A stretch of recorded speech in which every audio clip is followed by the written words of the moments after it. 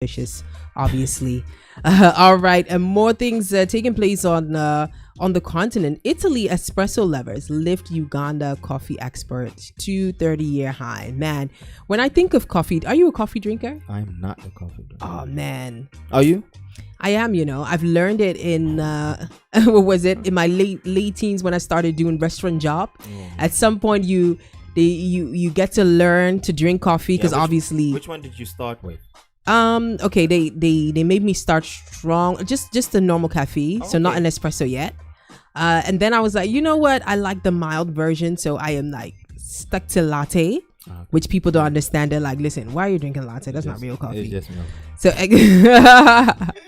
so that's all that I drink. But we have evolved that much. We have an espresso machine at home. Oh wow! Like we did make that investment, you know what I mean? And enjoying the whole lifestyle of coffee and things like that. And so you get the cups. The cups, yes, exactly. Okay. But I am a true tea lover. Like my tea is like, you can even see that it's such a family thing. As every Ghanaian, exactly. Pickwick, there's nothing beats Pickwick, and or fresh mint tea, those are things. I'm like, Africans love tea, you know what I mean? Africans, I think, okay, I'm generalizing now, but Ghanaians tend to love tea with lots of milk or chocolate milk, but not coffee. Coffee is just a thing of the last 5 years that has, entered the country, let's say like that. But in terms of the consumer that knows coffee and can smell it and can they're not Africans. Nah. and they shouldn't even try. They shouldn't even try. No. Let's stick to being producers of all of these things. All right, well, demand for Ugandan coffee in Italy, where espresso lovers abound, has helped increase the East African nation's export of the beans to the highest in at least 30 years. And in August, Uganda overtook Vietnam to become the second largest supplier of coffee to Italy for the first time this year, behind Brazil. And total shipments jumped 21% to 6.5 million 60-kilogram bags in the year through September. Uganda's highest in 3 decades, about a third of that going to Italy. Italy and Germany, which together produced more than 60% of the European Union's roasted coffee last year, have diversified their sources for the beans. So basically it's the same as chocolate, right? They receive the raw materials, or at some point raw, and then they process it to the beans that we know. With Brazil and Vietnam having had trouble exporting amid shipping disruptions, European buyers increase uptake from growers including Uganda and India. Uganda has been a surprise over the past couple of years, and it's a successful case of production, expansion, and promotion, said Carlos Mera, head of agricultural commodities market analysis at Rabobank in London. Is there a Rabobank in London? Bruh! We are learning things. You probably knew, right? Being a finance guy.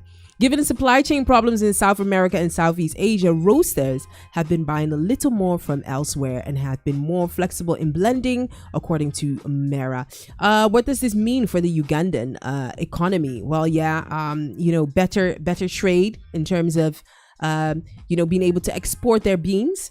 Ugandan authorities have attributed the success in Europe, Asia, and the US to improved quality of their beans, which is now the focus as new trees begin to produce. Last year, Nestle, South Africa's unit, announced its program to produce and market coffee from Uganda's mountainous Rwenzori region. Nespresso sells its limited edition capsules in places including the US and the UK. Oh man, this is pretty interesting. I have a business partner who's into coffee, and it's, he always comes back with stories and how the market is, even though a lot of it exported from Africa, the power positions are actually held in here in the Netherlands.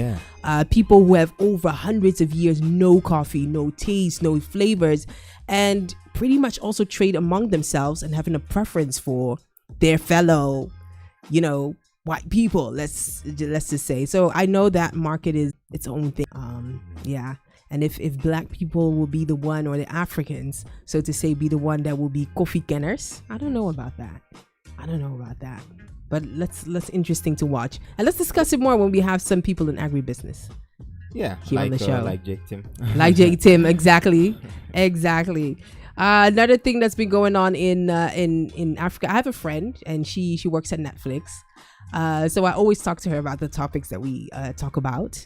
The film creators, and one thing I asked her, why is it that Ghanaian filmmakers are not as much as part of the selections that Netflix does? Because Netflix now they invest in African production. They invest in producers. They hold different selection rounds. For instance, now they have a batch of where they are looking for folk movie producers that are busy with or can recreate African folk in film. Okay. And that. And I asked, why is it that out of the 30 selection, you have Nigeria, South Africa, Egypt, and producers that are among, why isn't Ghana represented?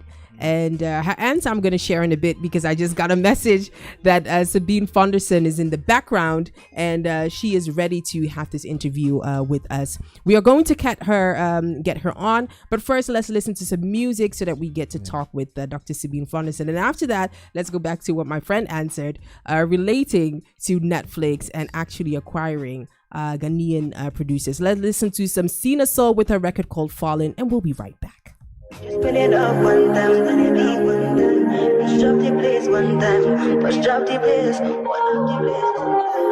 Love the beat one time, just spin it up one time. Push drop the place one time. Yeah, see as you find. Be like mommy, what up on ya? Don't want to try. HiRadio. Voice. Why you the big my interest? Be like I'm in that room right now. I know you know, cause I think I'm falling for you all over again. Sweetie, I'm falling for you all over again. Oh, yeah. Baby, I just don't get it. You're my mind all day. I can't eat, I can't sleep, I can't think. Killing me, yeah. You, mommy, that my walk with Jody, yeah. You, what you let them battle. I know, you know. Cause I think I'm falling for you all over again. Oh yeah, sweetie, I'm falling for you, yeah, all over again. HiRadio. Voice of the next generation. Turn up the beat one time, just spin it up one time. Drop the bass one time, drop the bass one time. Turn up the beat one time, just spin it up one time. Shout out to Sina Soul, the elegant, the lovely songstress with her record called Falling. Just saw her on what's this television show that Nanama McBrown presents? I just got it out of my head, but I saw her performing there and with Kitty, and I was like, this is such a jam. So Afro R&B fuse. Let me just play that here on Africa in Focus. Welcome back. We're almost hitting to 8 p.m. CET time, coming to you live from the city of Amsterdam. I just want to give a shout out to people listening, Black African, all of you who are listening on our streaming platforms through iTunes or not iTunes, TuneIn, and all the other places. I just want to give a shout out to you for listening in. I always see the numbers, and we happen to have a lot of listeners from Canada. Shout out to Canada people. Do find us sometime on one of these Sundays, on Facebook or YouTube, and just give us a shout out and let us know where from Canada you are listening from. Shout out to you. Africa in Focus is where we share our success stories. We highlight African excellence to the max. As we have a special guest today, we are also talking about, catching up with let's say our returning guest, our GP. And she actually has one of the most played podcast episodes among few others, where she, catches up with us throughout the pandemic. about, health matters, her being a GP, and, with her work and all of those things. So we're catching up with her again to see how she is doing, how her business is doing. Hello, doc. 'Cause she's actually a mobile doctor. I mean, if you want to order her, she will come to your house and give you all of the recommendations that you know. And of course, we Africans, we value, a trusted face, somebody that we really know and that could give us a sense of, hey, he or she understands us. And for us, she's that, actually. So that's why we have back here on the show Dr. Sabine Fonderson from Hello Doc. I know that she is in the background, so Slim is just getting her on so that we could give her a warm welcome and check out how she's doing. Let's just see how that is. Hello, Sabine. How are you? I'm fine, MS.ABA. Thank you. Good to have you back on. You guys can hear me, right? Yes, we can. I'm so sorry I couldn't make it live, but it's been quite a week. I got sick. I thought I was going to get better, and then things happened, and the weather I didn't feel safe. I going get all you. the way to, so I do apologize. No worries, no worries. I mean, I think that's what the pandemic has really done for us, giving us the flexibility to say, you know what, if you can't make it to the studio, we can still catch up, through the platform that we are usually on and still have the interaction that we can go for. So I'm really happy. Thank you for making the time out. How has been your Sunday? Busy. Full of things to do. My daughter's 9, active. So yeah, you really, when you have a kid at this age, you can't just sit still, right? You need to keep active. Yeah. You show by example. So it's although I'm not in terms of energy wise at my highest level, I get she you. gives me energy. So she's definitely the battery that I need. I get you. That's good. That's good vibe. She gives good energy, and at the same time, you give it. Yeah. So how have you been in this this period? Last time we spoke to you, you were increasing your staff at Hello Doc. How has that been so far? How has that ride been from then till now? I think last time we spoke was, I want to say it was probably about a year ago. It was. Yeah, I think it was just around the second lockdown when winter was coming up. I think that was what was going on. I was kind of giving warnings about we had a pretty tough patch, and that people should still keep to the guidelines even if the numbers are going down. But the second lockdown was just either coming around or was already there. There was concerns. I remember, Yeah. highlighting, this is not a time to just think because the numbers are going down, things are safe. Yeah. And then we've had a year now to really see how things have gone. And I would say that in terms of my business, things have been, pretty good. The team has expanded even more, and Hello Doc has shifted to version 2.0, let's say. So we now have I now have a business partner because I couldn't do it on my own anymore. And so Patrick Gleason is the new, let's say, business strategist. So I take care of the operations and the medical staff, and he does everything that's related to business and growing and actually scaling Hello Doc to the point where within a couple of months we've been able to get on board quite some large companies. So that's pretty exciting, meaning that we've had to increase our team rapidly. So that's been good. That's good news. That's good news. So business expansion. All right. So that was just the hiccup in the sound, but we've got that. All right.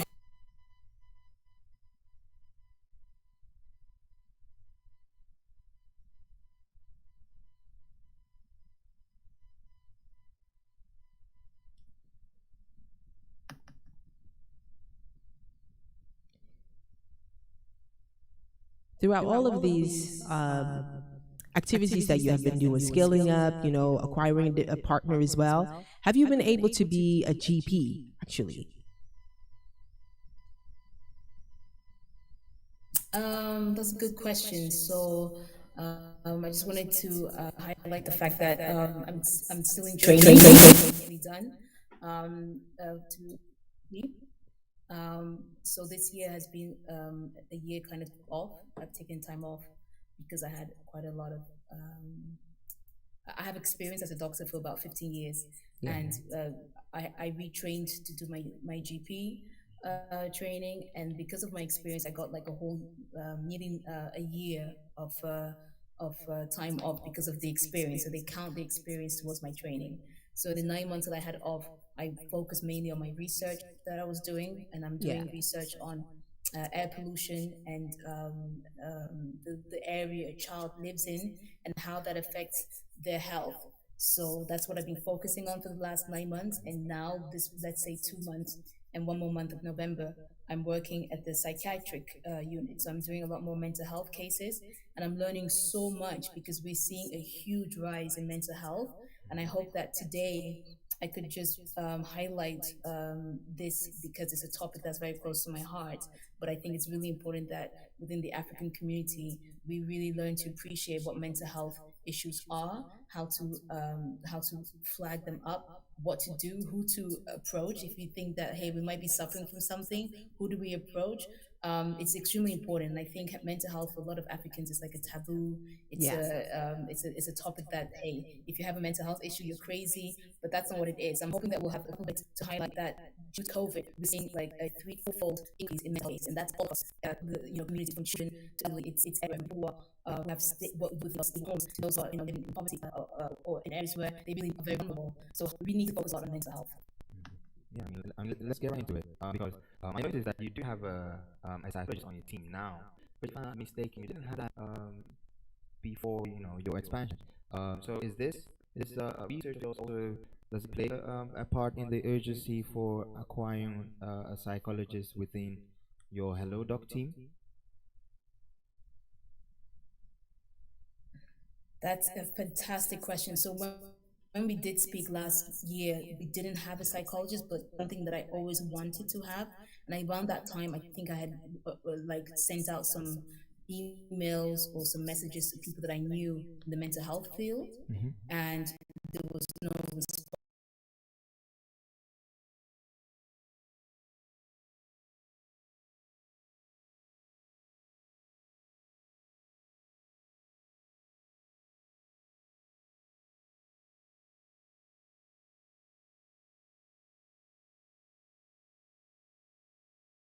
responses. But then by a friend of mine, I got in touch with one of our psychologists. And just to give you an idea, within 4 months, we've added a second psychologist. So we have now two psychologists on board because 66% of our clients are coming with mental health issues.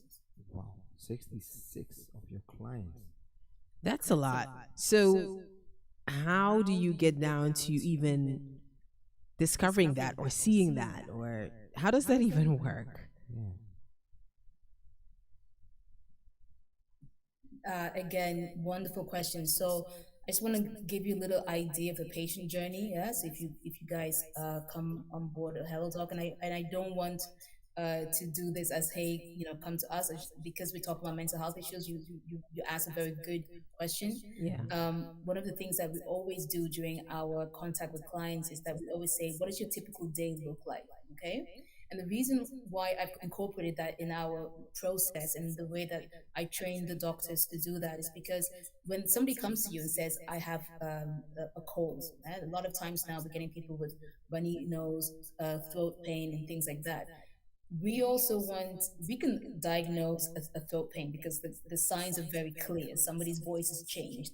Or you ask them if you swallow, does it feel like glass? And they're like, yeah, that's what I meant. It really hurts. And actually, when I swallow, it feels like glass. So you understand that, okay, that's a pretty nasty throat pain. And then typically you can assess that and then give medication that goes away. But because if you don't ask somebody what does your typical day look like, they will never tell you, oh, I wake up at 2 a.m. and I'm like, okay, why do you wake up so early? And then they tell me I can't sleep. And I said, oh, okay, but why can't you sleep? Oh, because I'm really anxious about, what happens or what's going to happen. A lot of people are living with anxiety. They're afraid about things that Corona has put because they have been isolated.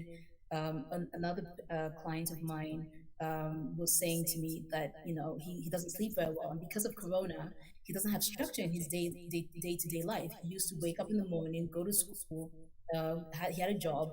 Now with Corona, there's only one day in the week that he has to go somewhere, and the other days he's at home and he has no structure anymore, and that's causing him mental health issues.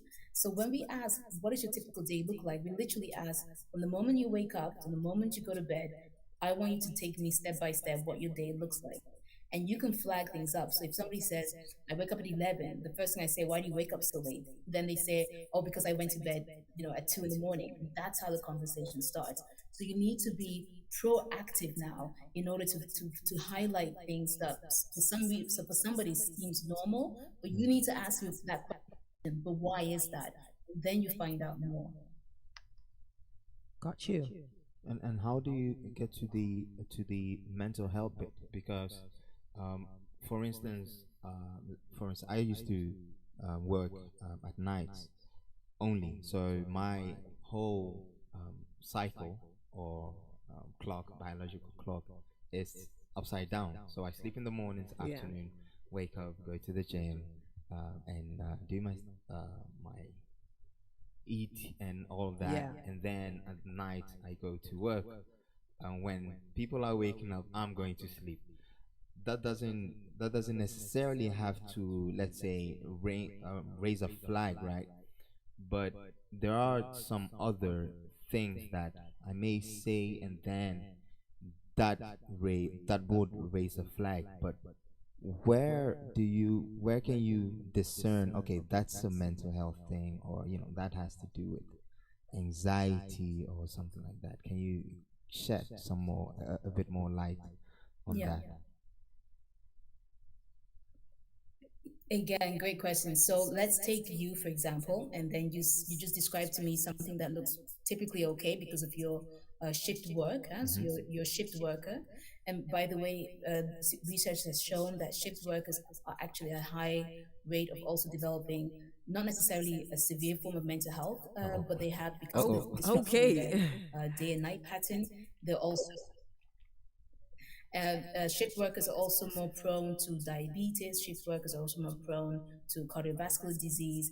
They're also more prone to musculoskeletal problems. But shift workers Interesting. are fundamentally known to have later on in life if they continue with sleeping problems. And we know that sleep deprivation is a trigger for a lot of mental health problems. And I'll give you an example. So you said to me, I do shift work, and when I sleep, most people are going to work. Now, what I would ask you is say, okay, so when you wake up, what do? You just mentioned, I make food. Now, one of the things that a lot of people with mental health issues don't lack is motivation. So if I find out in my conversations with you that you lack motivation to go make food, then the next thing I want to know is that, but then who gets your food ready? And if you say, well, I have to rely on my neighbor or my mom or my boyfriend to get the food to me, I need to ask, why do you lack that motivation? Why can't you cook for yourself? Why don't you go out and get the food? If you say to me, I don't go out to the shops and buy the food, it's because I'm anxious. Or you might say, I'm a bit scared of the way people of being in places. Then I have to dig deeper. So the reason why I'm saying mental health issues are complex and it needs time is because of this. We have to dig deeper. So I mentioned, for example, the throat ache, right? It's very easy. When you swallow, does it feel like glass? Yes. Okay, you have throat ache. When you tell me I wake up in the afternoon when most people are coming back from work, and then I don't cook, I don't feel motivated to cook, or I don't even go to the gym. Now, for somebody to go to the gym, typically you don't really suffer from lack of motivation because it requires something from you, some form of inner will. And will and motivation are extremely good indicators for just find out whether somebody's suffering from mental health. That's very interesting. Very interesting indeed. That's truly interesting. Yes. For all of you who just tuned in, welcome to Africa on Focus right here live on High Radio. We are interacting with Dr. Sabine, who is, let's say, our returning guest who catches up with us as it relates to our health and very important topics, especially during this pandemic. And we are finding out more about some things that we should really look at, we should be aware of, as Africans, as human beings in general, and really getting that from a true doctor. as we are talking about that. In case you have any questions, for those of you who just tuned in on Facebook and on YouTube, because we just went on live on there as well, feel free to find us there. Drop your question so that we can continue to interact with our doctor and find out really more about how we should be managing our health. On to mental health matters.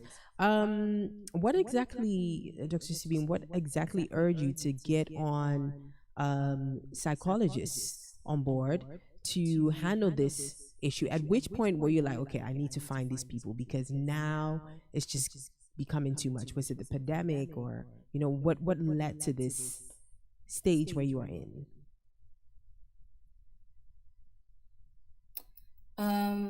It's again great question. The reason why I did this is because prior to setting up Hello